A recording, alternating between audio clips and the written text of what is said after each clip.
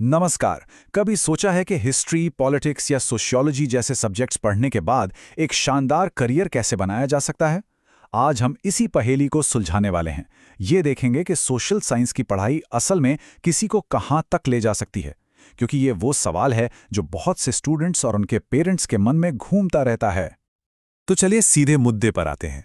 अक्सर ये सुनने को मिलता है, अरे सोशल साइंस पढ़कर क्या होगा। ये सिर्फ एक सवाल नहीं है, बल्कि एक बहुत बड़ी कन्फ्यूजन है जिसका सामना कई लोग करते हैं।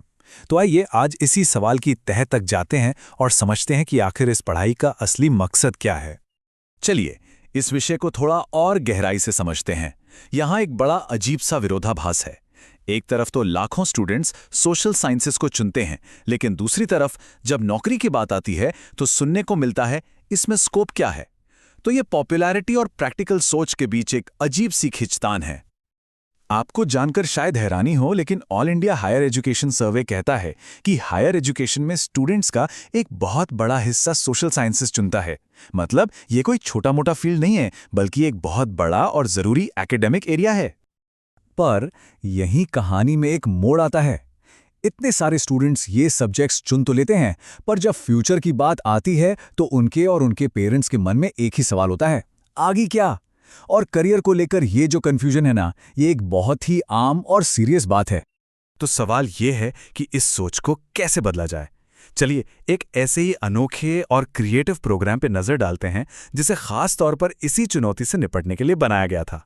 ये सिर्फ एक कॉलेज असाइनमेंट नहीं था, ये एक मिशन था। अच्छा, इसका नाम प्रदर्शनी सह परामर्श कार्यक्रम सुनने में थोड़ा फॉर्मल लग सकता है, लेकिन इसका आइडिया बहुत सिंपल और पावरफुल है। जरा सोचिए, यूनिवर्सिटी के स्टूडेंट्स अपने से छोटे स्कूल के स्टूडेंट्स को रास्ता दिखाने के लिए पोस्टर्स बना रहे हैं। ये सिर्फ जानकारी देना नहीं, बल्कि पोस्टर्स के जरिए कहानी सुनाना है। इस मिशन के 3 एकदम साफ लक्ष्य थे। पहला, स्कूल के छोटे स्टूडेंट्स तक पहुंचना। दूसरा, उन्हें सोशल साइंस पढ़ने के लिए मोटिवेट करना। और तीसरा, उन्हें ये दिखाना कि इस फील्ड में करियर के कितने सारे रास्ते खुले हुए हैं। ये सिर्फ इन्फॉर्मेशन देने से कहीं ज्यादा था। तो ये मिशन आखिर काम कैसे करता था? इसके लिए कुछ खास नियम बनाए गए थे, लेकिन इन्हें बोरिंग रूल्स की तरह मत देखिए, बल्कि इन्हें समझिए एक रेसिपी जो कामयाबी के लिए बहुत सोच समझकर तैयार की गई थी। देखिए, टीम बनाने के नियम ही इसकी कामयाबी का राज थे। हर टीम में अलग अलग राज्यों से, अलग अलग सब्जेक्ट से लोग होने चाहिए थे, और साथ ही जेंडर बैलेंस भी जरूरी था। ऐसा इसलिए ताकि हर पोस्टर में अलग अलग तरह के विचार और नजरिए शामिल हो सकें, जिससे वो और ज्यादा असरदार बने। अब आते हैं असली चैलेंज पर। इन पोस्टर्स का मुख्य काम सिर्फ जानकारी देना नहीं था। इनका मकसद था छोटे स्टूडेंट्स को ये यकीन दिलाना कि सोशल साइंस पढ़ना क्यों जरूरी और फायदेमंद है। मतलब एक तरह से इस विषय की वकालत करना था। पोस्टर में क्या क्या होना चाहिए, इसके लिए भी कुछ साफ साफ गाइडलाइंस थीं।